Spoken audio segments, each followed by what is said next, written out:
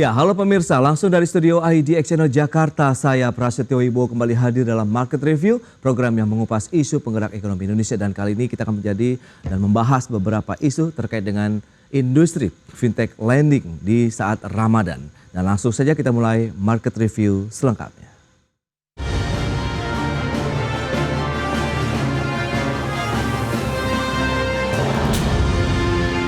Ya, pemirsa, momen Ramadan diprediksi akan meningkatkan penyaluran kredit pinjaman industri fintech peer-to-peer lending. Otoritas Jasa Keuangan mencatat pertumbuhan outstanding pembiayaan mencapai 18,4% di bulan Januari 2024. Otoritas Jasa Keuangan menyebutkan momentum bulan puasa dan lebaran tahun ini akan mendongkrak kinerja penyaluran kredit industri fintech peer-to-peer lending. Bahkan data pertumbuhan outstanding pembiayaan fintech lending di bulan Januari 2024 menunjukkan tren pertumbuhan positif menjadi 18,4% secara tahunan. Sementara di bulan Desember 2023 tercatat tumbuh 16,67% secara tahunan. Adapun tingkat risiko kredit macet secara agregat atau TWP 90 industri fintech peer-to-peer lending di Januari 2024 juga tercatat dalam kondisi terjaga, yaitu di posisi 2,95%. Sedangkan pada bulan Desember 2023 lalu tercatat 2,93%. Ketua Umum Asosiasi Fintech Pembiayaan Bersama Indonesia atau AFPI, Encik S. Jafar, seperti dikutip media mengatakan, asosiasi menargetkan pendanaan di industri fintech peer-to-peer lending saat Ramadan dapat tumbuh sebesar 12% yang dipicu permintaan yang meningkat. Namun demikian, Encik juga meminta penyelenggara fintech peer-to-peer lending untuk mewaspadai adanya potensi inflasi dan lonjakan kredit macet yang bisa menjadi tantangan yang harus dihadapi industri. Selain itu, perlu melakukan analisa dan pemantauan lebih lanjut terhadap kondisi di lapangan yang mempengaruhi dinamika permintaan secara langsung. Sementara itu, per Februari 2024, OJK telah mengenakan sanksi administratif kepada 9 perusahaan pembiayaan, 10 perusahaan modal ventura, dan 34 penyelenggara peer-to-peer lending atas pelanggaran yang dilakukan terhadap peraturan OJK yang berlaku dan atau tindak lanjut pemeriksaan langsung. Sanksi administratif terdiri dari 14 sanksi denda, 65 sanksi peringatan atau teguran tertulis, dan 3 sanksi pembatasan kegiatan usaha. Jakarta, Tim Liputan IDX Channel. Ya, pemirsa, untuk membahas tema kita kali ini, menjaga potensi dan risiko fintech lending saat Ramadan, kita sudah tersambung melalui Zoom bersama dengan Mas Tiar N. Karbala. Beliau adalah Sekjen Asosiasi Fintech Pendanaan Bersama Indonesia FPI. Ya, selamat pagi, Mas Tiar. Halo, pagi Mas Prasetyo, pagi semuanya. Ya, salam sehat, Mas. Alhamdulillah sehat, salam sehat semuanya. Baik, terima kasih juga atas waktu yang disempatkan. Bicara mengenai industri fintech, peer-to-peer lending begitu. 3 bulan di tahun 2024 ini seperti apa sih update kinerjanya? Apalagi saat ini kan momentumnya adalah bulan Ramadan ini, Mas, silakan. Ya betul, memang kita ngelihat sepanjang 3 bulan ini dari Januari 2024 sampai Maret 2024, kita ngelihat di sini ada pertumbuhan yang cukup baik untuk industri, di mana tadi sempat disampaikan juga di Januari 2024 ada pertumbuhan kurang lebih sekitar 18% ya, sesuai dengan data OJK yang berlaku. Nah, sebetulnya yang lebih menarik lagi kalau kita tarik lebih mundur lagi ke pertama kali industri ini berdiri. Jadi industri pertama kali ini berdiri tahun 2017, kami menyalurkan 3 triliun rupiah per tahun secara akumulasi.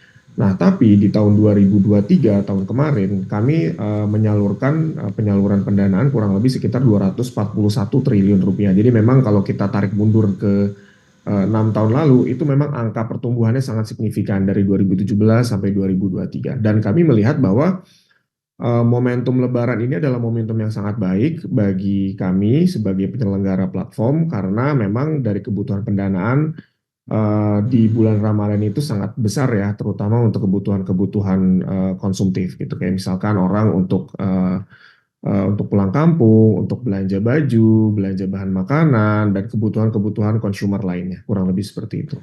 Ya, kalau kita bicara mengenai data dari Otoritas Jasa Keuangan menyebutkan ada 18,07 juta masyarakat begitu yang menjadi peminjam aktif ini di platform financial technology peer-to-peer lending begitu, atau kita lihat ini kan per Desember datanya di tahun 2023 lalu. Apakah ini sesuai dengan target dari pelaku industri atau bagaimana nih? Kalau menurut saya masih sesuai dengan Hmm. target yang kami tetapkan sebelumnya gitu. Jadi kita ngelihat bahwa di tahun 2023 kemarin terdapat 18 juta masyarakat telah menjadi peminjam aktif di fintech lending ya per Desember 2023. Jadi kami melihat itu adalah sebuah animo yang sangat baik dari masyarakat di mana ternyata kebutuhan pendanaan yang difasilitasi oleh fintech lending itu ternyata memang sangat konkret di lapangan gitu. Adapun memang kebutuhannya bisa terjadi karena berbagai macam faktor. Contoh misalkan bisa jadi karena memang kebutuhan konsumtif gitu kayak mau belanja baju, belanja sepatu atau mau liburan atau misalkan mereka punya kebutuhan-kebutuhan yang sifatnya bridging sementara atau kalau kita berbicara produktif ranahnya juga cukup luas gitu. Jadi misalkan kebutuhan untuk ngebantu bisnisnya mereka baik bisnisnya itu bisnis consumer goods atau mereka punya toko kelontong atau juga ada bisnis-bisnis F&B. Jadi memang kami ngelihat kebutuhannya sangat besar. Oke, yang menarik juga adalah peminjam aktif dari fintech lending ini mayoritas ada di Pulau Jawa nih, 73,34%, sedangkan sisanya di luar Jawa 26,6%. Nah, Anda melihat apakah memang penyebaran dari pembiayaan fintech lending ini belum merata kah atau memang semua terpusat masih di Pulau Jawa nih, Mas Nah, ini Jens? adalah betul, ini adalah statistik yang menurut saya sangat menarik ya. Kita tidak dapat memungkiri bahwa Pulau Jawa itu adalah pulau yang paling populasinya paling padat di Hmm, seluruh dunia dan di Indonesia gitu kan. Dan memang ini tercermin dari statistik yang ada sekarang, di mana peminjam aktif fintech lending itu mayoritas di Pulau Jawa, kurang lebih sekitar 73%, oke. sedangkan sisanya ada di luar Pulau Jawa 26%. Hal ini dipicu dari berbagai macam faktor di lapangan. Contoh Hmm, misalkan seperti masalah pembangunan, infrastruktur, dan aksesibilitas ke layanan finansial digital lainnya. Gitu. Kita ngelihat bahwa memang anggaplah misalkan saya sekarang di produktif gitu ya, di ya. mana saya kan di pembiayaan produktif, di mana dari kacamata produktif sendiri memang lebih mudah untuk menyalurkan penyaluran di dalam Pulau Jawa ketimbang di luar Pulau Jawa. Kenapa? Karena secara cost acquisition kita tuh lebih murah kalau misalkan customer kita ada di Pulau Jawa, karena kita bisa melakukan visit ke lapangan, kita bisa visit ke kantor, visit ke gudang atau ke pabrik dan kawan-kawan. Dan itu pun memang terjadi juga di klaster konsumtif, di mana sama mereka juga memiliki keterbatasan khususnya dalam aksesibilitas dan khususnya dalam asesmen di luar Pulau Jawa. Kurang lebih seperti itu sih. Oke, berarti dengan kondisi tadi begitu penyebaran memang masih terpusat di Pulau Jawa, apakah momentum Ramadan kemudian Idul Fitri tahun ini juga akan membooster lagi nih kinerja dari industri fintech lending? Tapi tahan dulu jawabannya Mas Tiar, kita akan jeda sebentar dan pemirsa kami akan segera kembali sesaat lagi.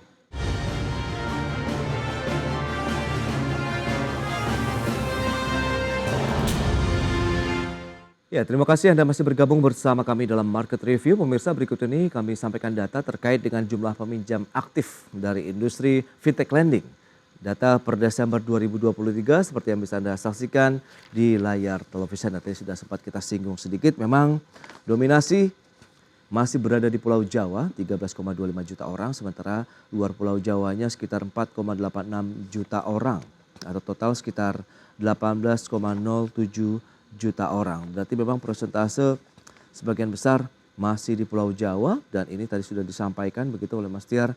Ini memang karena pusat ekonomi aktivitas geliat perekonomian nasional masih berada di Pulau Jawa.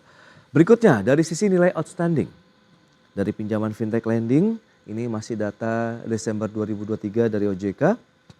Kalau kita bandingkan dengan Desember tahun sebelumnya atau 2022 ada kenaikan 13,6% dari 40,29 triliun rupiah menjadi 45,77 triliun rupiah di Desember 2023. Baik, kita akan lanjutkan kembali perbincangan bersama dengan Mas Tiar Karbala, Sekjen AFP. Ya, Mas Tiar, kita akan lanjutkan kembali. Data tadi yang sudah disampaikan, outstanding ini menarik. Trennya cenderung memang dari tahun ke tahun naik teruskah atau bagaimana? Atau memang ada momentum karena pandemi kemudian kita masuk ke dalam era digital kah atau seperti apa nih? Baik, sebetulnya apabila kita berkaca pada data-data sebelumnya, jadi kita tarik ulur dari data 2017, memang secara tren ini terus menaik 2017 sampai 2023. Jadi pertama kali industri ini berdiri, tingkat jumlah penyaluran yang kami salurkan ada 3 triliun rupiah, naik ke 20, 58, 73, 155, 225, dan terakhir ada di 241 triliun rupiah penyaluran. Nah, adapun tingkat penyaluran ini otomatis akan paralel pertumbuhannya juga dengan tingkat outstanding yang kami miliki. Gitu. Jadi total penyaluran yang sudah disalurkan oleh industri kurang lebih sekitar 780 triliun rupiah kalau saya tidak salah. Gitu. Jadi Wow. memang itu semua angkanya terus grow dari Iya. 2017 sampai 2023. Nah, lantas momentum Ramadan ini bagaimana? Apakah bisa meningkatkan kembali mungkin 2 kali lipat kah atau bagaimana untuk pertumbuhannya sendiri? Oke, kita berbicara tentang Ramadan tahun 2024 ya Mas Ya. berarti. Nah, adapun di industri kami kan sebenarnya ada 2 produk yang memang major gitu ya, yang Hmm, besar. Jadi yang pertama itu adalah pembiayaan produktif, yang oke. kedua adalah pembiayaan multiguna atau cash loan gitu. Hmm, Nah, kami melihat bahwa kebutuhannya itu sangat besar, terutama menghadapi Ramadan, masyarakat membutuhkan pendanaan cepat, ya sifatnya misalkan mereka untuk belanja ya. belum Lebaran, belanja baju, sepatu, atau hampers, parcel, dan kawan-kawan. Lalu kebutuhan juga kami rasakan dari teman-teman kami yang ingin pulang kampung, ingin mudik, namun membutuhkan dana tambahan. Maka dari itu banyak dari mereka menggunakan fasilitas pendanaan dari fintech lending. Oke. Adapun kita berkaca dari pendanaan produktif, Hmm, banyak teman-teman kita yang membutuhkan pendanaan produktif itu untuk mereka itu memproduksi barang jadi untuk tokonya atau untuk usahanya. Jadi memang kita ngelihat Ramadan itu adalah momentum kita semua untuk ceria gitu, untuk hmm. bukan ceria sih bahasa saya, untuk kita sama-sama berpesta gitu Iya. kan, di mana kita ngelihat kebutuhan pendanaannya juga naik, kurang lebih seperti itu. Oke, nah kalau kita bicara mengenai tadi ada beberapa segmentasi dari pembiayaan dari industri fintech lending, ada produktif dan mungkin multiguna. Nah, bicara mengenai produktif, ada UMKM di sana begitu. Untuk yang mikro sendiri, apakah ini juga karena kita tahu ada kredit usaha rakyat KUR juga yang disalurkan pemerintah begitu. Lantas bagaimana? Apakah head to head atau seperti apa nih kondisi persaingan di lapangan begitu, Mas Tiar? Sebetulnya kalau kita berbicara masalah persaingan di lapangan, Hmm. semua punya segmentasi masing-masing sih Mas. Jadi semua Hmm. punya segmentasi masing-masing, Oke. punya teknologi yang berbeda-beda juga gitu loh. Jadi kebetulan ada memang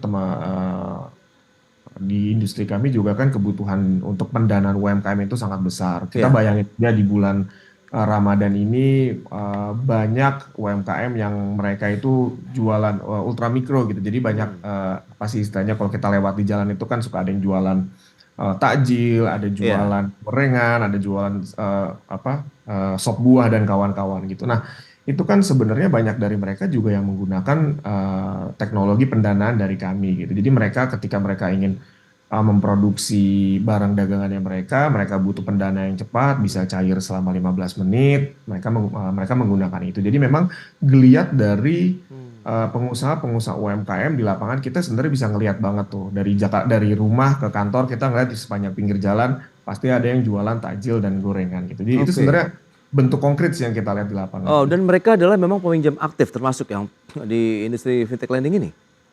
Kebetulan saya nggak punya Hmm. statistiknya, maksudnya yang kaitan yang Iya. directnya. Cuma memang Hmm. ada beberapa borrower kami, Mhm. peminjam kami yang cukup banyak mereka itu menggunakan untuk industri-industri Mmm. rumahan. Contoh misalkan Oke. tadi, misalkan untuk memproduksi mereka Mmm. pengusaha hampers, ada mereka Iya. parcel, ada pengusaha takjil, Mhm. F&B dan kawan-kawan.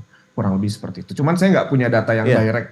Apakah benar ini benar-benar digunakan untuk memproduksi Mhm. takjil atau enggak gitu sih. Oke, tadi di awal disampaikan begitu di paket pengantar bahwa pertumbuhan potensinya ada 12% begitu selama Ramadan begitu dari Ketum AFPI. Apakah ini memang proyeksi yang cukup realistis, rasional begitu untuk tahun ini?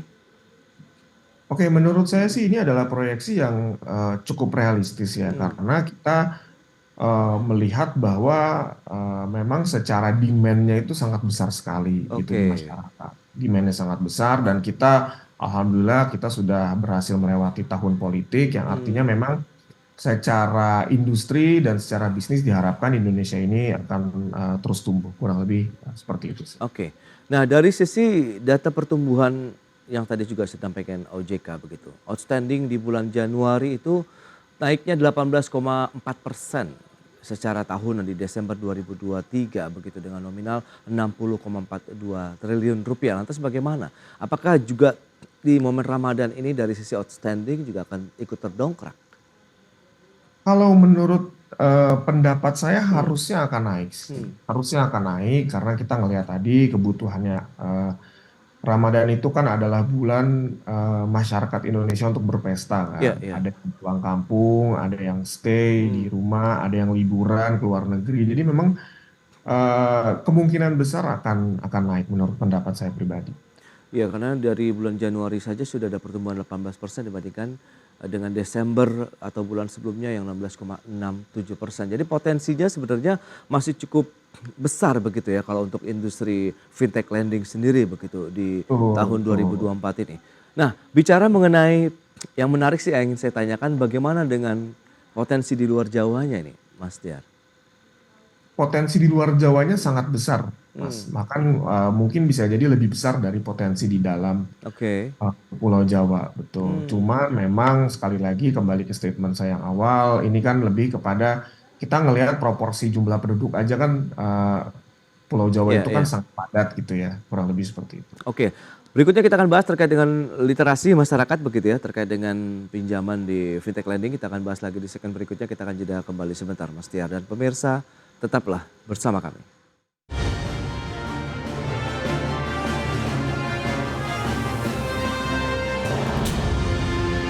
Baik, pemirsa kita lanjutkan kembali perbincangan bersama dengan Mas Tiar Karbala. Beliau adalah Sekjen Asosiasi Fintech Pendanaan Bersama Indonesia FPI.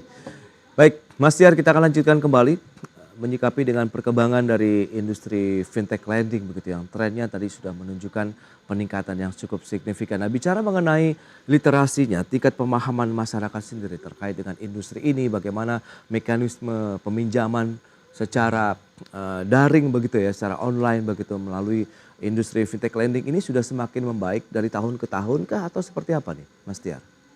Oke, terima kasih Mas Prasetyo atas pertanyaannya. Ini menurut saya topik yang sangat menarik, Mas. Kenapa? Karena apabila kita berbicara masalah edukasi, kita berbicara masalah campaign, kita berbicara masalah literasi, nah ini adalah sesuatu yang menurut saya itu nggak bisa instan gitu. Kita dari 2017, dari industri ini berdiri, dari asosiasi ini dibentuk, kami selalu melakukan kampanye. Jadi tujuan kami itu adalah untuk memberikan edukasi, memberikan pemahaman kepada masyarakat tentang manfaat-manfaat dari fintech lending. Baik itu manfaat secara ekonomi, manfaat secara sosial, dan manfaat-manfaat lainnya. Dan kami juga bekerja sama dengan universitas, kami bekerja sama dengan kementerian, kami bekerja sama dengan OJK untuk melakukan edukasi tersebut. Jadi menurut saya apabila kita berkaca pada sejarah, kita ngelihat bahwa memang ini bukan sesuatu yang instan. Kita mengedukasikan, kita mengkampanyekan cara menggunakan platform A, B, C, belum tentu masyarakat itu bisa melakukan A, B, C juga. Jadi ini butuh waktu sebetulnya. Cuman memang secara historical kita ngelihat bahwa masyarakat semakin pintar dan semakin cepat dalam menggunakan teknologi-teknologi yang kami miliki. Jadi penyerapan informasi dari kami berikan kepada masyarakat tentang manfaat fintech itu sudah sangat dirasakan oleh masyarakat sih gitu, kurang lebih. Termasuk dengan risiko mungkin yang akan mereka hadapi pada saat mereka mengajukan pinjaman begitu ke fintech lending? Betul, jadi kami juga melakukan kampanye, selain kami mengkampanyekan manfaat dari fintech lending, kami juga secara paralel mengkampanyekan tentang resiko dan eh ya tentang resiko-resiko yang dapat timbul dengan adanya fintech lending gitu. Dan apa yang kami lakukan, kami meningkatkan awareness masyarakat melalui edukasi, sosialisasi, dan hanya menggunakan layanan-layanan dan produk fintech lending yang legal dan berizin di bawah OJK. Itu yang memang kita lakukan selama bertahun-tahun. Jadi kami ingin masyarakat itu hanya menggunakan fintech yang legal, yang resmi, yang sudah berizin di bawah otoritas jasa keuangan. Dan kami juga secara proaktif mengajukan blokir website dan aplikasi secara rutin kepada instansi pemerintah yang terkait. Untuk apa? Supaya kami tidak ingin masyarakat ini terjebak ke dalam pinjaman-pinjaman online yang ilegal. Jadi kami secara paralel kami melakukan banyak hal sebetulnya itu. Dan adapun memang hal seperti ini adalah sebuah proses yang kontinu, Mas. Jadi nggak bisa instan gitu. Kita kontinu ngajarin, kita kontinu bekerja sama dengan pemerintah untuk ngeblokir fintech-fintech yang ilegal, dan ini adalah bentuk cinta kami kepada masyarakat. Kurang lebih Baik. itu sih yang kami lakukan sekarang. Nah, bicara mengenai tingkat risiko kredit macetnya secara agregat atau TWP 90 begitu ya di bulan Januari tercatat 2,95%, sementara dibandingkan dengan bulan sebelumnya atau Desember 2023 2,93%. Apa yang bisa kita cermati dengan potensi ini? Apakah risiko masih bisa terjaga begitu dengan baik? Oke, kalau kita berbicara masalah resiko, kita berbicara masalah TWP, ini kan bukan sesuatu yang saklek ya Mas ya, dan ini adalah angka yang fluktuatif. Jadi ada kecenderungan untuk naik dan ada kecenderungan untuk turun, dan itu adalah semua mekanisme pasar gitu ya. Jadi bukan di industri kami aja, tapi di industri teman-teman senior-senior kami gitu. Adapun memang Otoritas Jasa Keuangan sudah meluncurkan roadmap penguatan dan pengembangan industri kami pada bulan Desember 2023, dan mereka itu mengusung pilar-pilar yang menurut saya sangat sesuai dengan apa yang menjadi aspirasi kami. Jadi salah satu poinnya adalah terkait dengan singkatnya mereka itu menjelaskan tentang GRC, jadi Governance, Risk and Compliance gitu. Mereka otoritas ingin kami itu memperkuat tata kelola perusahaan Ya. supaya kami bisa menjadi lembaga yang lebih prudent. Secara risk juga mereka ingin menata mitigasi risiko yang kami miliki, karena gimana pun juga kita industri financial technology, kita ada IT risk, kita ada operational risk, kita ada compliance risk dan kawan-kawan. Dan yang terakhir adalah masalah compliance. Sudah jelas aturan di penyelenggara fintech itu mengacu kepada POJK nomor 10 gitu kan. Nah, itu ngomong secara monitoring dari OJK juga memang aktif memonitor kesesuaian Ya. dan kepatuhan dari platform tersebut terhadap peraturan yang berlaku. Oke, dari sisi kemampuan anggota FPI sendiri untuk memitigasi risiko kredit macet secara agregat ini sudah rata-rata dalam artian memiliki kemampuan yang sudah sama begitu? Saya rasa kalau kita berbicara dulu ya Mas ya, kita Ya. berbicara dulu fintech lending itu kalau nggak salah ada 200 gitu, ada 200 secara bertahun, secara tahunan berangsur-angsur menurun 150 dan sekarang 100. Jadi artinya memang yang 100 ada sekarang ini mereka sudah belajar dari pengalaman-pengalaman sebelumnya, di mana secara prosesnya mereka melakukan lebih prudent, mitigasi resikonya lebih baik, sistem yang digunakan juga lebih kuat dibandingkan yang lain gitu. Jadi menurut Oke. saya sih sudah cukup seragam sekarang. Nah, OJK juga menghimbau nih kepada masyarakat agar mewaspadai penipuan jasa keuangan yang terjadi saat bulan Ramadan begitu. Tanggapan Anda sendiri bagaimana? Apakah memang makin banyak begitu modus-modus baru yang digunakan oleh oknum-oknum tidak bertanggung jawab untuk menjebak masyarakat menggunakan industri ini begitu? Baik, saya rasa ini adalah sebuah fenomena yang memang besar di masyarakat, di mana memang banyak fintech-fintech ilegal yang bertebaran di mana-mana. Nah, Ya. ini yang harus kita waspadai. Dari sisi kami terus melakukan kampanye, kami berkoordinasi dengan instansi terkait untuk sama-sama kita memberantas dan sama-sama kita juga mengedukasi masyarakat ke jalan yang lebih baik gitu. Jadi kami berharap jangan sampai masyarakat itu karena kebutuhan mendadak dan mereka juga mungkin nggak tahu juga perbedaan antara fintech lending yang legal dan ilegal, akhirnya mereka terjebak ke dalam fintech lending yang ilegal. Gitu sih sebetulnya. Itu dia, berarti memang sudah langkah preemptif lah yang sudah dilakukan oleh teman-teman FPI ya untuk Oh, mengantisipasi betul. Dan adanya kami bekerja penipuan ini. sama juga dengan banyak instansi pemerintah untuk melakukan itu sih. Jadi nggak Oke. cuma kami doang. Baik. Proyeksi Anda sendiri terhadap kinerja dari industri fintech peer-to-peer lending pasca Lebaran ini yang paling mungkin Hmm. menarik perhatian begitu bagaimana? Kalau mungkin momentum Ramadan bisa mengangkat kinerjanya. Nah, yang perlu dijagakan bagaimana keberlanjutannya pasca Lebaran begitu sampai dengan akhir tahun ya Mas Tiar. Oke, kalau menurut saya pribadi dan berdasarkan data-data statistik sebelumnya, Mhm. kita ngelihat dari 2017 memang tingkat penyaluran itu naik terus gitu kan. Sampai terakhir di tahun 2023 ada 241 triliun rupiah. Oke. Dan kalau kalau kita bicara masalah pembiayaan, pendanaan itu kan adalah sebuah cycle gitu, tergantung dari momentum apa yang ada di situ. Jadi momentum next-nya bisa jadi libur sekolah. Libur sekolah itu momentum yang sangat besar loh Mas sebenarnya buat Hmm, buat kami buat melakukan penyaluran. Dan yang oke. Natal dan Tahun Baru juga adalah momentum yang sangat besar. Jadi sebenarnya momentumnya selalu ada sih Mas di setiap tahunnya.